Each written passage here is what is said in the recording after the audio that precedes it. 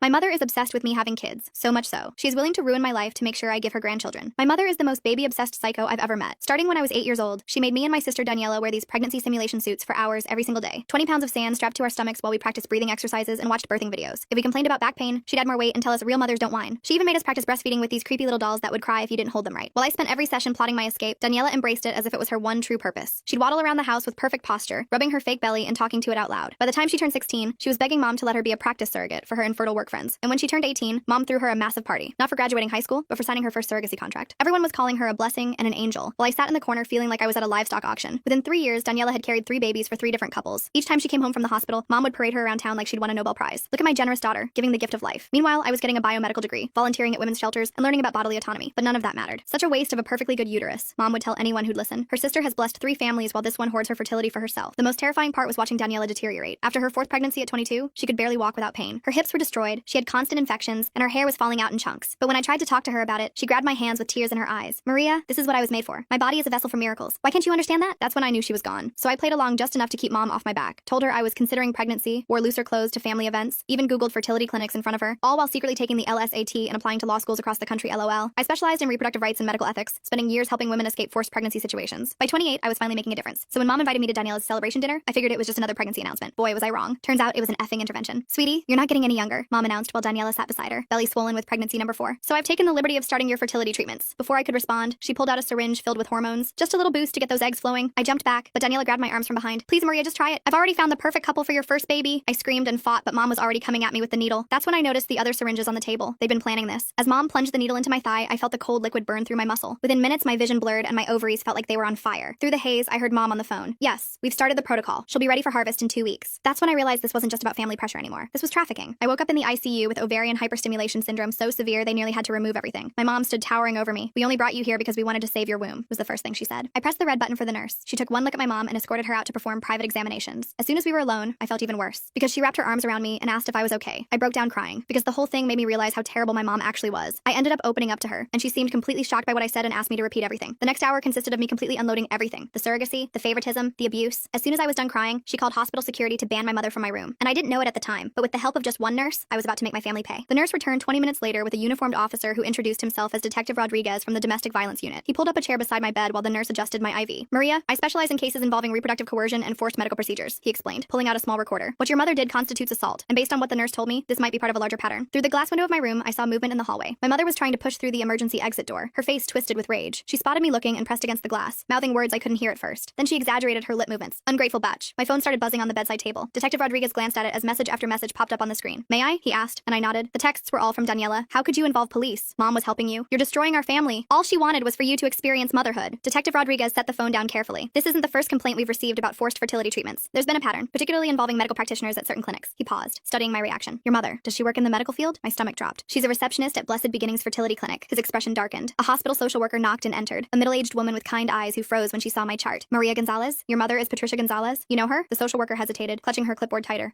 We've had some interactions. Let me get you some resources. She fumbled through her papers, clearly uncomfortable. Detective Rodriguez made notes while I described the intervention dinner. The social worker kept glancing at the door, and I noticed her hands shaking slightly as she handed me pamphlets about domestic violence resources. I need to check something, I said, reaching for my phone. I logged into my medical portal, scrolling through recent documents. There it was, dated 3 months ago, right after I'd casually mentioned to mom that James and I were thinking about our future. My medical power of attorney had been changed to my mother. This isn't my signature, I said, showing them the document. The handwriting was similar to mine, but slanted differently, the way someone might write if they were tracing. Before anyone could respond, a man in an expensive suit strode into the room. I'm representing Patricia Gonzalez. I understand there's been a misunderstanding regarding my client's daughter's medical care. That was fast, Detective Rodriguez muttered. The lawyer smoothed his tie. Maria is clearly suffering from hormone-induced psychosis. Her mother was simply trying to help when Maria became violent. We're requesting an immediate psychiatric evaluation. I'm not psychotic, I protested. The hormones in your system suggest otherwise. Ovarian hyperstimulation can cause severe mood disturbances, paranoia, even hallucinations. The hallway suddenly filled with noise. Daniela appeared with 5 small children clinging to her maternity dress. Aunt Maria needs help, she announced loudly to anyone who would listen. She's been struggling with jealousy issues for years. Hospital security arrived, trying to maintain order as the children started crying. Daniela bounced the youngest on her hip while rubbing her pregnant belly with her free hand. I grabbed my phone to call my law firm, needing backup. The receptionist answered on the second ring. Oh, Maria, your mother called earlier. She explained about your situation. Don't worry, we're handling your caseload while you recover. What? No, I'm fine. I need to speak to... The partners think it's best if you focus on getting better. Your mother said the breakdown was quite severe. I hung up, my hands trembling. Through the window, I watched my mother pull something from her purse, showing it to her lawyer. Keys, my apartment keys, my car keys. She started reciting something, and though I couldn't hear her, I recognized the pattern. She was listing my work schedule. Monday, she has court at 9. Tuesday is client meetings until 6. Wednesday, she volunteers at the women's shelter. The lawyer nodded along, taking notes. James burst through the door, still in his work clothes. Maria, I got your text. What's... But Daniela intercepted him him in the hallway, placing a manicured hand on his arm. I couldn't hear what she was saying, but I saw her gesture toward me, then touch her temple in the universal sign for crazy. She pulled out her phone, showing him something on the screen. The nurse who'd been helping me earlier returned with a plastic bag. "These are the belongings you came in with," she said, but her expression was troubled. She pulled out several glossy brochures from Blessed Beginnings Fertility Clinic. "Those aren't mine," I said immediately. She unfolded one of the brochures. Inside was a consent form for egg retrieval, dated last week. The signature matched the one on my power of attorney document. The hospital administrator appeared in the doorway, a thin woman with a practiced smile. "Given the circumstances and the family's concerns, we think it might be best to transfer Maria to our psychiatric ward for a full evaluation, just as a precaution." Through the glass, my mother smiled. Detective Rodriguez stood up. "She's not going anywhere without a court order." "Of course," the administrator said smoothly. "We're simply considering all options for Maria's well-being." My phone buzzed again. This time it was my law school mentor, Professor Chen. "Just got off the phone with your mother. She's very concerned about your pregnancy delusions. Said you've been fixating on having a baby, but your body won't cooperate. Is everything okay?" I wanted to scream. Every avenue of my life was being systematically poisoned. I looked at Detective Rodriguez, then at the social worker who still wouldn't meet my eyes, then at James in the hallway with Daniela still whispering in his ear. "The evaluation," I said suddenly. "I'll do it. I'll prove I'm competent." The lawyer smiled. "Excellent. Dr. Margaret Whitfield will perform the evaluation. She's the best in the state." The name sounded familiar. Then it hit me. Mom's Book Club. Dr. Whitfield had been coming to our house for monthly meetings for over a decade, but it was too late to take it back. The administrator was already making arrangements, and my mother's smile through the glass had turned triumphant. The nurse squeezed my hand as she checked my IV one more time. She leaned close, pretending to adjust my pillow. "Whatever happens, don't sign anything else," she whispered. "And check your phone's location settings. Someone's been tracking you." As everyone filed out to make arrangements for my evaluation, I noticed something else. Daniela was showing James her phone again, and this time I caught a glimpse of the screen. It was a text conversation, but not recent ones. These were from 2 years ago, when James and I had first started dating, and I'd mentioned that maybe someday, far in the future, we might want kids. She was building a case that I'd always wanted children, that this was all my own frustrated desire manifesting as paranoia. And from the look on James's face, it was working. The psychiatric evaluation was scheduled for tomorrow morning. As I lay in that hospital bed, watching my mother orchestrate my destruction through a pane of glass, I realized the true horror of my situation. She'd been planning this for years, waiting for the perfect moment to spring her trap, and I'd walked right into it. The psychiatric evaluation was set for 8 a.m. I spent the night rehearsing answers in my head, trying to anticipate Dr. Whitfield's questions. The nurse from earlier shift had slipped me a sedative, whispering that I'd need rest to appear stable, but sleep wouldn't come. Every time I closed my eyes, I saw my mother's triumphant smile through that glass. Around 3 a.m., my phone lit up with an Instagram notification. Daniela had posted a photo from last month's family dinner. There I was, slumped in my chair, eyes glazed. The caption read, "Praying for my sister's fertility journey. Some women struggle more than others to accept their maternal calling." Posted 3 weeks ago, but I was just seeing it now. The comments were full of sympathy for her and concern for me. I scrolled through her feed with growing horror. She'd been documenting my journey for months. Photos of me at family gatherings, always looking tired or distracted, captions about my baby fever and fertility struggles. In one video, I was playing with her youngest daughter, and Daniela had added text overlay. "She'll be such a good mom when she stops fighting nature." My work email pinged, then pinged again and again. I opened it to find my inbox flooded with messages. The subject lines made my blood run cold. "Thinking of you during this difficult time. Take all the time you need. Your health comes first." My mother had sent an email to my entire firm from my account. I read it with shaking hands. "Dear colleagues, I'm writing to inform you that I'll be taking an indefinite leave of absence to address some personal health matters. As many of you know, I've been struggling with fertility issues and the emotional toll has become overwhelming. My family is helping me get the treatment I need. Please redirect all urgent matters to the managing partners. Thank you for your understanding during this difficult time. Maria." The timestamp showed it was sent at 2:47 a.m. While I was lying here wide awake, I tried to log into my work account to send a retraction, but my password had been changed. My hands fumbled with the password reset, but the recovery email had been switched to one I didn't recognize. My mother had locked me out of my own professional life. 3 of my clients had already responded with supportive messages. Women I'd helped escape abusive situations, now believing I was having a mental health crisis. One wrote, "I always sensed you carried deep pain about motherhood. Please don't let it consume you like it almost consumed me." The irony made me want to vomit. By 6 a.m., the psychiatric ward's morning shift was arriving. I watched through my door's window as staff members whispered to each other, glancing in my direction. News traveled fast in hospitals. They all knew I was the woman who'd attacked her mother for trying to help with fertility treatments. A breakfast tray arrived, but I couldn't eat. My hands shook too badly to hold the plastic spoon steady. When I tried to drink the juice, I noticed a bitter aftertaste and set it down immediately. After what I'd learned about the drugging at family dinners, I couldn't trust anything. Detective Rodriguez arrived at 7:30, looking exhausted. "I've been investigating all night," he said quietly, pulling his chair close. "Your mother's name appears in several concerning patterns at that fertility clinic. But Maria," he hesitated, "the evidence is complicated. She's been very careful to make everything look like loving family support." "What kind of patterns?" I asked. "Young women, mostly from troubled backgrounds, who suddenly decide to become egg donors or surrogates after meeting with clinic staff. Your mother often handles their intake paperwork." He showed me a folder. "But here's the problem. They all sign consent forms. They all pass psychological evaluations. On paper, everything looks legitimate, because the system is designed to protect the clinic, not the women," I said. He nodded grimly. "I need more evidence to build a case. But right now, I'm more concerned about getting you through this evaluation safely." Dr. Whitfield arrived precisely at 8 a.m., carrying a leather briefcase and wearing a sympathetic smile that didn't reach her eyes. She was exactly as I remembered from Mom's book club meetings. Silver-haired, professionally dressed, with reading glasses on a pearl chain. "Maria, dear," she said warmly, "your mother has told me so much about your struggles." Detective Rodriguez started to object, but she held up a manicured hand. "I'm afraid this evaluation must be conducted privately. Standard protocol." "I'm staying," he said firmly. "Then I'll have to note in my report that the patient required police supervision, which suggests violent tendencies." Her smile never wavered. "Your choice, detective." He looked at me, jaw clenched. I nodded slightly. We both knew she'd already made up her mind about her report. Having him removed would just give her more ammunition. After he left, Dr. Whitfield settled into the visitor's chair and opened her briefcase. Inside, I glimpsed what looked like completed forms. The evaluation results, already written. "Now then," she began, pulling out a tablet. "Let's talk about your relationship with motherhood." For the next hour, every question was a trap. When I explained I'd chosen career over children, she typed notes about defensive rejection of femininity. When I mentioned helping women escape reproductive coercion, she murmured about projection of internal conflicts. When I tried to tell her about the forced injection, she asked if I often felt persecuted by maternal figures. "Your mother mentioned you've been playing with dolls recently," she said, studying me over her glasses. "What? No, I haven't. She found them in your apartment. Baby dolls, hidden in your closet." She showed me a photo on her tablet. 3 dolls I'd never seen before, tucked behind my winter coats. It's quite common for women experiencing fertility grief to regress to childhood coping mechanisms. I stared at the photo, my mind racing. The dolls were positioned carefully, blurry, as if someone had staged them. One was holding a tiny bottle. Another had a miniature diaper bag. The third was wrapped in a blanket that looked handmade. Those aren't mine, I said. Denial is also common, Doctor. Whitfield replied, typing rapidly. Maria, there's no shame in wanting children, but when that desire becomes so overwhelming that you lash out at family members trying to help, she injected me with fertility hormones against my will. She tried to give you a vitamin supplement, according to witnesses. You became violent and had to be restrained. She tilted her head sympathetically. The mind can play tricks when we're under stress. Sometimes we misinterpret loving gestures as attacks. My phone buzzed. A notification from my bank. A large withdrawal from my savings account. When I tried to check it, Dr. Whitfield reached over and gently took the phone. Let's focus on our conversation, she said, placing it in her briefcase. Tell me about your jealousy toward Daniela. I'm not jealous of my sister. 7 successful pregnancies, a loving family, the admiration of your community. She leaned forward. Meanwhile, you've dedicated your life to preventing other women from experiencing motherhood. Don't you see the connection? Every protest I made was twisted into evidence of my instability. By the time she finished, she painted a picture of a woman so consumed by fertility grief that she constructed an elaborate persecution fantasy, rather than admit her own desires. I'm recommending a 72-hour hold for observation, she announced, closing her tablet. With continued therapy, I believe we can help you work through these delusions. You can't do this, I said. I know my rights. Of course you do, dear. You've spent years studying law to compensate for what you perceive as your feminine failures. She stood, smoothing her skirt. The hold begins immediately. Psychiatric transport will be here within the hour. After she left, I grabbed the room's phone to call someone, anyone, but who? My firm thought I was having a breakdown. My boyfriend was being poisoned against me by my sister. My bank accounts were being drained. Even my mentor had been reached by my mother's campaign. The transport team arrived while I was still holding the dead phone. 2 orderlies with kind faces and firm grips. They spoke to me like I was fragile, dangerous, unpredictable. The nurse who'd helped me earlier was nowhere to be seen. As they prepared me for transport, I saw my mother in the hallway. She was talking to Dr. Whitfield, occasionally dabbing at her eyes with a tissue. The concerned mother, bravely handling her daughter's mental health crisis. Other staff members patted her shoulder sympathetically. The psychiatric ward was in a separate building, connected by an underground tunnel. The fluorescent lights hurt my eyes as they wheeled me through. The orderly pushing my wheelchair hummed tunelessly. The sound echoed off the concrete walls, mixing with the squeak of wheels and the distant clang of doors. My new room was small and sterile. White walls, a narrow bed with restraint straps visible, a small window with reinforced glass. They gave me paper scrubs to wear and took my belongings for safety reasons. The nurse doing intake was young, efficient, and clearly uncomfortable. Any history of mental illness? She asked. Number of sewer slide attempts? Number of violent episodes? No. Wait, they're saying I attacked my mother, but I'll put down one recent episode. She typed quickly. Dr. Whitfield's orders say you're to have no visitors except family for the first 24 hours. No phone calls. It's for your own stability. That's illegal. I have the right to contact my lawyer. She bit her lip. I'll have to check with the attending physician about that. But the attending physician was conveniently unavailable, as were the patient advocates, the ward administrator. Everyone who might help was somehow unreachable. I was trapped in a bureaucratic maze designed to look like treatment. My mother arrived that afternoon with a suitcase. I brought you some comfortable clothes, she announced, setting it on the bed, and some photos of Daniela's babies. I thought they might help you remember what we're working toward. She unpacked methodically. Maternity clothes, all in my size. Prenatal vitamins, a journal titled My Fertility Journey, with the first several pages already filled out in handwriting that looked almost like mine. Photos of babies I'd never met, labeled with names like your nephew and your godson. The retrieval is scheduled for next week, she said conversationally, hanging up a dress clearly designed for a pregnant woman. Dr. Martinez at the clinic is very optimistic about your egg quality. 28 is still young enough for excellent results. I'm not consenting to egg retrieval. Of course not, dear. Not in your current state. She smoothed the dress on its hanger. That's why I've petitioned for temporary medical conservatorship, just until you're thinking clearly again. She pulled out a folder thick with documents. Legal forms, medical papers, psychiatric evaluations. My signature on half of them, forged but convincing. A paper trail stretching back months, documenting my supposed descent into fertility obsession. Your work friends have been so supportive, she continued. Several have written letters for the conservatorship hearing. They've noticed your preoccupation with pregnancy for some time, apparently. All those pro bono cases for pregnant women, they thought you were working through something personal. I watched her redecorate my psychiatric room into a nursery in waiting. She'd brought a small ultrasound photo in a frame, labeled Baby Gonzalez with next month's date, a mobile with tiny elephants, a book about pregnancy nutrition, each item carefully chosen to support her narrative. Daniela sends her love, Mom said, pulling out her phone. She's been so worried about you. She showed me a video. Daniela in a hospital bed, surrounded by flowers, cradling her newest baby. Hi, Maria, my sister said to the camera, her voice weak but warm. I just wanted you to know that I love you. And when you're ready, there's a wonderful couple waiting to give your babies all the love in the world, just like mine are getting. Don't fight this, okay? Let Mom help you. She only wants what's best. The baby in her arms started crying. Daniela winced as she adjusted her position, and I saw the flash of pain across her face. The camera shook slightly. Whoever was filming had noticed too. Then the video cut off. She's so brave, Mom said, tucking the phone away. 5 pregnancies now, and she never complains, unlike some people. A commotion in the hallway interrupted her. Raised voices, then the sound of security being called. Through the small window in my door, I saw the nurse who'd helped me in the ICU being escorted out by security. She was carrying a box of personal items, her face flushed with anger. My mother followed my gaze and smiled. Oh yes, she was let go this morning. HIPAA violations, I heard. Sharing patient information without authorization. Such a shame. She seemed like a nice girl. The message was clear. Anyone who helped me would pay the price. After Mom left, I tried to sleep but couldn't. The bed was too firm, the room too bright, the sounds of the ward too unsettling. Someone down the hall was crying. Another patient kept asking for their mother. The night nurse did checks every hour, shining a flashlight through the window. Around midnight, a different nurse slipped into my room. She was older with graying hair and tired eyes. I don't have long, she whispered, but I knew your nurse friend. She asked me to give you this. She pressed a small piece of paper into my hand. A phone number, nothing more. Call it when you can, she said. Not from here. They monitor the ward phones, but when you get out, she glanced nervously at the door. There are more of us than you think. Women who've seen what happens at that clinic. We've been too scared to speak up. She left as quickly as she'd come. I memorized the number and then tore the paper into tiny pieces, flushing them down the toilet. Evidence of conspiracy, my mother would call it. Proof of paranoid delusions, Dr. Whitfield would say. The next morning brought group therapy. 6 women in a circle, sharing their struggles. The therapist, a young man with an earnest face, encouraged us to explore our relationships with femininity. When my turn came, I stayed silent. Anything I said would be documented, twisted, used against me. Maria is working through some fertility grief, the therapist explained to the group. Sometimes that manifests as rejection of traditional female roles. One of the other women, barely out of her teens, looked at me with sympathy. I get it, she said. I used to think I didn't want kids either, but therapy helped me realize I was just scared of not being good enough. I wanted to scream that not wanting children was a valid choice, that femininity wasn't defined by reproduction, that I was here because I'd helped too many women escape exactly this kind of pressure, but I just nodded and let them draw their own conclusions. Lunch was in a common room with barred windows. I picked at the food, still paranoid about substances. My table mate, an older woman with hollow eyes, leaned over conspiratorially. First time? She asked. I nodded. Word of advice, agree with everything they say. Fastest way out is through compliance. She stirred her pudding absently. I've been here 6 times. Keep fighting my daughter about custody of my grandkids, but this time I'm gonna play along. Tell them I understand boundaries, accept my role. Her laugh was bitter. Whatever gets me out, right? That afternoon, I had individual therapy with Dr. Whitfield. She'd set up a permanent office on the ward to better serve my patients. The walls were covered with inspirational posters about motherhood and healing. Your mother tells me you were asking about the retrieval procedure, she began. I wasn't. It's natural to be curious. Many women find that understanding the medical process helps alleviate their fears. She pulled out a brochure from Blessed Beginnings. The clinic has an excellent success rate, and the couple your mother has selected is just lovely. He's a doctor, she's a teacher. They've been trying for 5 years. I'm not donating my eggs. Of course not. You're donating the possibility of life. There's a difference. She made a note on her pad. Maria, I want you to try something. Close your eyes and imagine holding your biological child. Even if another woman carries them, they'll still be yours in the way that matters. I kept my eyes open, staring at her diplomas on the wall, all from respectable institutions, all legitimate. This wasn't some back alley operation. It was a fully licensed psychiatrist in an accredited hospital doing exactly what the system allowed her to do. Resistance is normal, she continued. But I think deep down, you know your mother is right. You've spent so many years fighting your nature that you've convinced yourself the fight is the purpose. But what if you just let go? James came during visiting hours, but I was told family only. Daniela arrived instead, moving slowly, one hand supporting her belly. She'd brought her 5 children, who fidgeted uncomfortably in the sterile visiting room. Aunt Maria is sick, she told them, but she's getting better. The oldest, a girl about 6, studied me solemnly. Grandma says you're going to have babies soon too. That's right, sweetheart, Daniela said before I could respond. Aunt Maria just needs some help remembering how much she wants them. She'd brought photos from our childhood, the 2 of us with those horrible pregnancy suits, but she'd edited them somehow. In these versions, I was smiling, playing along, happy. Remember how you used to name your pretend babies? She asked. You had a whole list. Emma, Sophia, little James Jr. If it was a boy. That was you, I said quietly. Those were your names. No, Maria. She pulled out a notebook, weathered and familiar. My childhood diary. She opened it to pages I didn't remember writing. Lists of baby names and handwriting that looked like mine but wasn't. See? You've always wanted this. The stress just made you forget. The children watched our exchange with wide eyes, learning, absorbing, seeing how Aunt Maria was being helped to remember her true purpose. The oldest kept glancing at her mother's swollen belly, then at my flat stomach, confusion clear on her face. After they left, I found myself in the bathroom, staring at my reflection. The fluorescent lights made me look pale, hollow, like the other women on the ward. I wondered how many of them were here for similar reasons, how many had fought too hard against expectations and ended up labeled as crazy. That evening, there was an incident. A new patient, young and terrified, had been brought in screaming about being forced to have a baby. Security had to restrain her while nurses administered sedatives. Through my cracked door, I heard fragments of her story. Religious parents, pregnancy pact, escape attempt. By morning, she was calm, compliant, sitting in group therapy talking about how she'd misunderstood her family's love. Sometimes we perceive care as control, the therapist said, nodding approvingly. But with medication and therapy, we can learn to accept support. I watched her carefully, the slight tremor in her hands, the delayed responses, the way she agreed with everything, even contradictory statements. They'd medicated her into submission, and everyone pretended it was healing. My own medication arrived with breakfast, just to help with the anxiety, the nurse explained. I recognized the pills, mild sedatives, nothing too serious. But I knew they were just the beginning. Refuse too long, and they'd find reasons for stronger interventions. I palmed the pills, pretended to swallow. Later, I'd flush them like the phone number, but I couldn't keep this up forever. Eventually, they'd do mouth checks, inject medications, find ways to ensure compliance. The conservatorship hearing was in 3 days. Dr. Whitfield assured me it was just a formality, and that I didn't need to attend. Your mother will handle everything. You just focus on getting better. But I knew what that hearing meant. Once she had conservatorship, she could consent to anything on my behalf. Egg retrieval, hormone treatments, even forced pregnancy if she found a suitable way to frame it as therapeutic. That night, I lay awake planning. Not escape, that would only prove my instability, but compliance. Strategic, calculated compliance that might get me released before the hearing. I'd have to become what they wanted to see. A woman who'd accepted her true desires, who understood her mother's love, who was ready to embrace motherhood. The performance would have to be perfect. One slip, one moment of resistance, and I'd be here indefinitely. But if I could convince them I'd had a breakthrough, shown proper gratitude for their help, maybe, just maybe, I could get out in time to fight the conservatorship. I thought about all the women I'd helped over the years, how many had been in similar positions, trapped by family expectations, medical systems, legal frameworks that prioritized reproduction over autonomy. I'd fought for them in courtrooms and shelters. Now I had to fight for myself with the only weapons left, manipulation and lies. The irony wasn't lost on me. To prove I was sane, I had to act crazy. To maintain my autonomy, I had to surrender it. To escape my mother's control, I had to embrace everything she wanted me to be. Tomorrow, I'd start my performance, cry in therapy about my empty womb. Thank Dr. Whitfield for helping me see the truth. Ask Daniela for advice about egg donation. Let my mother dress me in those maternity clothes and tell her how right they felt. Every word would burn. Every gesture would betray everything I believed. But it was the only way out that didn't involve a needle in my arm and stirrups in an operating room. The night nurse did her check, flashlight sweeping across my face. I kept my breathing even, feigning sleep. Down the hall, someone was crying again, or maybe still. In places like this, the crying never really stopped. 3 days. I had 3 days to convince them I was cured of the terrible affliction of not wanting children. 3 days to perform the most important act of my life. The real tragedy was that I knew I could do it. Years of watching Daniela had taught me exactly what to say, how to act, what they wanted to see. I could become the perfect patient, grateful for their intervention, eager to fulfill my biological destiny. And maybe that was the worst part. Not that they were trying to break me, but that I knew exactly how to let them think they'd succeeded. The next morning, I woke with newfound determination. During group therapy, I raised my hand for the first time. I think I understand now, I said, letting my voice crack. All these years, I've been running from what I really wanted. The therapist leaned forward eagerly. Tell us more, Maria. I described a fabricated dream about holding a baby, watching the other women nod knowingly. When Dr. Whitfield arrived for our session, I was ready. I want to apologize, I began, twisting my hands in my lap. You were right. I've been using my career to avoid facing my fertility grief. She practically glowed. This is wonderful progress, Maria. For the next hour, I fed her exactly what she wanted to hear. How jealous I'd been of Daniela's pregnancies. How my work with reproductive rights was really about controlling what I couldn't have. By the end, she was typing furiously, documenting my breakthrough. I think we should tell your mother, she said. She'll be so relieved. When Mom arrived that afternoon, I was wearing one of the maternity dresses she'd brought. The fabric hung loose on my frame, but I kept rubbing my flat stomach the way I'd seen Daniela do countless times. Oh, sweetie, Mom Mom said, tears in her eyes. You look so natural. I let her hug me, fighting the urge to push her away. I'm sorry I fought you, I whispered. You were just trying to help. She pulled back, studying my face. For a moment, I thought she saw through the act. Then she smiled and pulled out her phone. Daniela needs to hear this, she said, already dialing. I spent the rest of the day performing, asking Mom about the egg retrieval process, looking at photos of the couple who wanted my eggs, even practicing breathing exercises from those horrible childhood sessions. Dr. Whitfield was so impressed that she mentioned possibly expediting my release. If you continue showing this level of insight, we might not need the full 72 hours. That night, I couldn't sleep. Tomorrow was crucial. I needed to maintain the performance while somehow getting access to a phone or computer. The conservatorship hearing was in 2 days, and I had to find a way to contest it. The next morning brought a surprise. James arrived during visiting hours, and this time they let him in. He looked exhausted, conflicted. Your mom said you're doing better, he said carefully. I wanted to scream the truth, but I knew they were probably monitoring us. Instead, I reached for his hand. I've been so confused, I said, but I'm starting to understand what I really want. He studied my face, and I tried to communicate silently. His eyes widened slightly. Did he understand? Maybe when you get out, we can talk about our future, he said slowly. I'd like that, I replied, squeezing his hand 3 times. Our old signal for play along. After he left, I felt a spark of hope. Maybe he hadn't completely bought Daniela's lies. That afternoon, I convinced the ward staff to let me use the computer in the day room to research fertility options. Instead, I quickly logged into my email through a web browser. My password still worked on my personal account. I fired off a message to a colleague who specialized in conservatorship law, keeping it vague but urgent. Then I checked my bank accounts. More money had been withdrawn. At this rate, I'd be broke within a week. Finding good information? A nurse asked, approaching. I quickly switched tabs to a fertility clinic website. Just learning about the process, I said brightly. She smiled and moved on. I had maybe 5 more minutes before someone got suspicious. I navigated to the court website and found the conservatorship filing. My mother had claimed I was gravely disabled due to fertility-related psychosis. The hearing was scheduled for tomorrow at 2 p.m. I memorized the case number and courtroom, then cleared the browser history. If I could just get released in the morning, I might make it to court. That evening, Dr. Whitfield called an emergency session. My stomach dropped. Had they discovered my computer use? Your mother told me you've been asking about specific fertility clinics, she said. I'm so pleased with your progress that I'm recommending immediate release. I blinked. Really? You'll need to continue outpatient therapy, of course, but I think you're ready to take the next steps in your journey. She smiled. Your mother has already made an appointment at Blessed Beginnings for tomorrow afternoon. Tomorrow afternoon, the same time as the conservatorship hearing. That's wonderful, I managed to say. I was released the next morning at 9 a.m. Mom was waiting with a bouquet of flowers and a gift bag. I bought you some prenatal vitamins, she said, handing me the bag. Just to prepare your body. I smiled and accepted them, already planning my next move. Mom, I need to stop by my apartment first. Change clothes, feel normal again. Her smile faltered. Oh, but we have appointments. Please, I said, channeling Daniela's manipulation tactics. I want to look my best when we go to the clinic. This is such an important day. That worked. She drove me to my apartment, though she insisted on coming inside. While she waited in the living room, I locked myself in the bathroom and called the colleague I'd emailed. Maria, I got your message. The hearing is at 2 p.m., right? I'll be there. I can't make it, I whispered. My mother will have me at the fertility clinic. Can you file an emergency motion? Without you present, it's harder, but I have evidence, I interrupted. Check my work email. Password is, I gave her my credentials. There's a folder labeled personal. Everything's there. I hung up as Mom knocked on the door. Everything okay, sweetie? Just nervous. I called back. I emerged to find her rearranging my bookshelf, removing my law texts and replacing them with pregnancy guides she'd brought. Much better, she said. Now, let's get you changed. She'd brought an outfit, a flowing dress that suggested fertility and femininity. I put it on, playing the part. We arrived at Blessed Beginnings at 1:30. The waiting room was full of hopeful couples and young women who looked vaguely disconnected. I recognized the look from my years of advocacy work. Patricia, a nurse greeted my mother warmly. And this must be Maria. We've heard so much about you. They whisked me back for preliminary testing, while Mom filled out paperwork. The nurse chattered about success rates and happy families while drawing my blood. Your mother says you're eager to help a special couple, she said. Very eager, I lied. At 2:15, I asked to use the bathroom. Instead, I slipped out a side door and called a rideshare. The courthouse was only 10 minutes away. I burst into the courtroom at 2:25. The judge was already speaking, my mother at the petitioner's table with her lawyer. My colleague stood at the respondent's table, looking relieved to see me. Your Honor, she said quickly, my client has arrived. Mom's face went white, then red. She's supposed to be at the clinic. Interesting, the judge said dryly. Ms. Gonzalez, are you here of your own free will? Yes, Your Honor, and I'd like to contest this conservatorship petition. The next hour was brutal. Mom's lawyer presented Dr. Whitfield's evaluation, the psychiatric hold, my confession of wanting children. But my colleague countered with the evidence I'd gathered, the forged signatures, the timeline of Mom's planning, the pattern of coercion at the clinic. Your Honor, I said when given the chance to speak, I don't have fertility grief. I have a mother who's built her entire identity around her daughter's reproductive capacity. She drugged me, forged documents, and orchestrated an elaborate campaign to destroy my credibility when I refused to participate in her breeding agenda. Mom started crying. I just wanted grandchildren. Is that so wrong? You have 5 grandchildren, I pointed out. Through Daniela, who can barely walk anymore because of what you've done to her body. She chose that life, did she? Or did you condition her from age 8 to believe she had no other value? The judge called for order. After reviewing the evidence, including the hair follicle test results my colleague had subpoenaed, he made his decision. The petition for conservatorship is denied, he said firmly. Furthermore, I'm issuing a restraining order. Ms. Patricia Gonzalez, you are to have no contact with your daughter Maria. Mom wailed. Her lawyer whispered urgently in her ear, but the decision was final. As we left the courthouse, I saw Daniela in the parking lot, struggling to get out of her minivan with her swollen belly. She'd brought all 5 children. How could you? She called out. Mom loves us. She loves what our bodies can do for her, I replied. There's a difference. The oldest child, the 6-year-old girl, tugged on Daniela's dress. Mommy, why is Grandma crying? Daniela didn't answer. She couldn't. Because how do you explain to a child that they're being groomed for the same fate? I walked away, my colleague beside me. What now? She asked. Now I file a complaint with the medical board about Blessed Beginnings, I said, and I start documenting everything for the civil suit. What about your sister? I looked back at Daniela, still standing by her van, children clustered around her like shields. I can't save someone who doesn't want to be saved, but maybe I can protect her daughters. That evening, James came to my apartment. We sat on my couch, the same one where Mom had probably planted those dolls, and talked for hours. I almost believed them, he admitted. The texts, the photos, the stories, it all seemed so real. That's how good manipulators work, I said. They take a grain of truth and build a mountain of lies. He stayed the night. Not romantically, neither of us were ready for that. But having someone there who believed me, who saw through the gaslighting, made me feel human again. The next few weeks were a blur of legal filings. Therapy, real therapy, not Dr. Whitfield's manipulation, and slowly reclaiming my life. My firm welcomed me back after I explained the situation. Several of my clients reached out, apologizing for doubting me. The investigation into Blessed Beginnings revealed what I'd suspected, a pattern of targeting vulnerable women, often referred by concerned family members like my mother. The clinic was shut down pending review. Mom tried to contact me through flying monkeys, mutual acquaintances, distant relatives, even my childhood priest. Each time, I documented it for the restraining order file. Daniela gave birth to her 6th child 6 weeks later. I heard through the grapevine that there were complications, bad ones. She survived, but barely. The doctors told her no more pregnancies. I wanted to feel vindicated, but I just felt sad. She was my sister, despite everything. And now she was facing the reality of a body destroyed in service of someone else's vision. 3 months after the conservatorship hearing, I got a call from an unknown number. I almost didn't answer, but something made me pick up. Aunt Maria? A small voice said. It's Emma, Daniela's oldest daughter. Hi, sweetheart, I said carefully. Is everything okay? Mommy's sick again, and Grandma keeps talking about when I'm older and can have babies. Her voice dropped to a whisper. I don't want to be like Mommy. My heart broke and soared simultaneously. You don't have to be, Emma. You can be whatever you want. Can I